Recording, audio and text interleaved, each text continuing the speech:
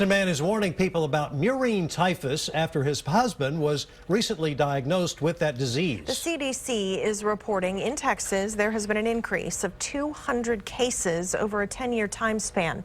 So what exactly is murine typhus? Well, it's a disease caused by a bacteria, and it is spread when people come in contact with infected fleas. People get sick when waste from infected fleas is rubbed into cuts or scrapes in the skin. Cats and possums can carry murine typhus, but rats are the main host for fleas with the disease.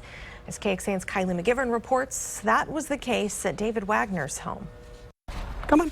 It's these same furry friends. This is Cooper and the big guy's Oscar. Where David Wagner found fleas. Good boys. Ultimately had fleas on our dogs because of the rats, we believe.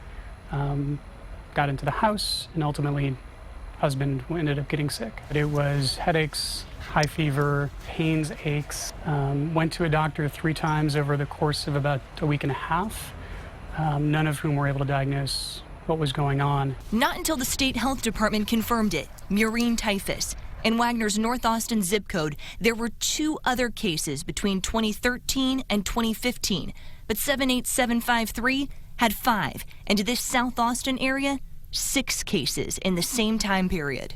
Dr. Phil Wong with Austin Public Health says the key is catching it quick. The antibiotics are very effective, but if you delay that, it can be very serious illness. A lot of the patients, a high percentage of the patients that we've seen infected with typhus have been hospitalized, and we did have a death actually in 2012. Which is why the department is educating physicians to treat the disease even if they just suspect it. Even before they get the confirming lab diagnosis. For Wagner, one thing's for sure.